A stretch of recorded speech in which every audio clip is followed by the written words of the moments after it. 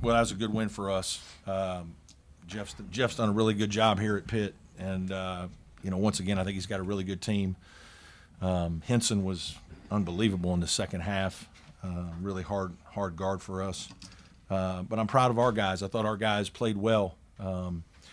Offensively, we executed a lot of things in the second half. I thought defensively we did some good things in the first half and forced them into some tougher shots, but they had some tough shot makers, and that's something that they can do. So, again, proud of the way our team competed. To get a road win in this league is significant, and certainly happy to do it here. Questions for us? What was the plan to handle Pitt's guards in this game? No, just we know they run a heavy ball screen offense. Carrington is an elite player in terms of not only scoring but passing. We just wanted to kind of wear him down if we could, picking him up full court most of the night. Had a couple different players guard him and just make him work.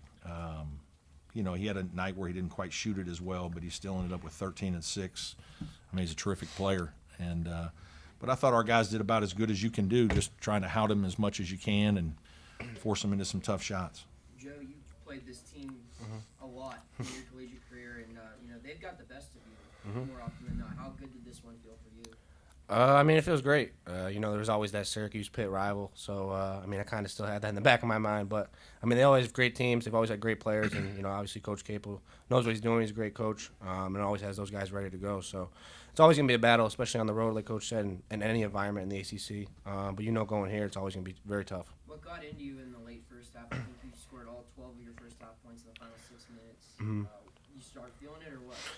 It's just about picking my spots. Trying to let the game come to me. I know we got a lot of other great players on our team that can kind of go get their own shots and create for others as well. So I kind of just wait to pick my spot. And whatever the team needs at the time, I try and provide some energy. And a lot of times, with me personally, it's about making shots, open shots. But these guys get me open and get me to good spots. PJ, how did you guys fight off the comeback that Pitt came, within 2 points in the last minutes there? How did you guys fight that off and come together for the win? That's kind of been one of our strengths all year is having an older group. I think that having that kind of experience and be able to keep our poise down the stretch is a huge strength for us. And so going on the stretch, as we came out of that, I think like the last media, we kind of got into a huddle and said, hey, take a deep breath. Let's, keep some poise and go back and take control. Coach, can you comment on that same notion? Yeah. A 7-0 run responding from a 2-point deficit Yeah. is pretty impressive. Yeah, it is. We have a lot of good players. I think at the end of the day, you try to put your guys in good positions, and then they've got to make plays. And I'm fortunate that these two guys, Chase didn't play quite as well today. Ian was a monster again on the glass. I just think we executed a lot of what we do very well. We came out. They switched to zone for one possession. We had a little set we ran that knocked down a three that was really good. I just give our guys a lot of credit. They've been through a lot of games. These two guys have played a lot of ACC games, and so if we can keep finding ways to put them in positions to be successful, more times than not, they're going to deliver. Coach, how has Joe been able to fit in so quickly with you guys and bring leadership to the table this early in his Clemson career? Well, he's a good player, number one. Our guys have a lot of respect for him because we've competed against him for 4 years. And then he's been a great teammate. I think that's equally as important when you're a grad transfer coming into a team that was successful last year. We won 23 games. Chase and PJ and Ian and all those guys were, heavy minute starters for those teams. Joe's come in and really just tried to fit. He knows that some games are going to be games where he gets a lot more shots. Other games it might not be because of the way he's being guarded. He's a team guy. We talked about it during the recruitment. He said he just wants to go somewhere where he has a chance to win and be around good players and good people. And certainly we feel like we have that at Clemson, and he's certainly that. Anybody on Zoom have anything before we wrap up? Yeah, Brad, this is Larry Williams. I think you said earlier this week or last week, I guess, that this is the most unselfish team you've ever had. How critical is that in an environment like this where that really sort of can come forth and be a catalyst? Yeah, it's a lot like last year's team was really good that way too. I think we have skilled players who are very willing to share the ball. And so when they are trapped or, when they see a guy that's open or has an advantage, they're going to, they're very willing passers, and they have the skill to most of the time to get the ball where it needs to go. And obviously, we run an offense most of the time where the ball is moving, and we believe in sharing it and moving our players a little bit.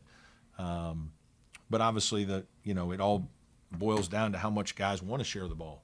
There are times guys do, and other times they don't. But I think this group consistently has proven that they're looking for, the great shot, not just a good shot, that we don't want to settle. And more times than not, we move the ball around and try to get a great shot.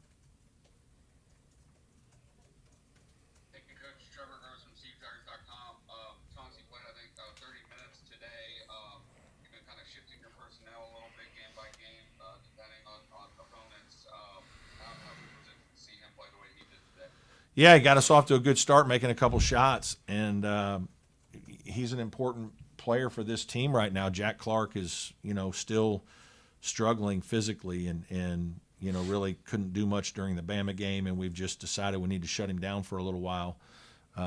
Alex Hemingway, unfortunately, has gotten hurt again, and so we're down to 9 players, and he's really our one big wing. And so it's a great opportunity for him. I think he's improving, and we're trying to be patient with him, but at the same time make sure he understands that there's a tremendous sense of urgency, and that he has to play at a high level now, and we believe in him and think he can do it. And Joe, as Coach mentioned, Ian had another monster game, 1 boards, 17 rebounds, 7 offensive rebounds. I think you were the beneficiary of a couple of those offensive rebounds with 3-pointers. How excited do you get about those opportunities when the guys can take it back out to you?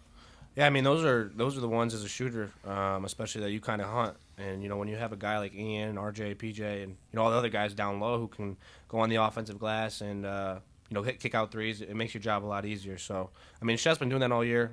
We see it in practice every day. We see it in the games, obviously. But he's kind of found something there where it's something he's really good at, and he's doing it to the best of his ability, especially as a late.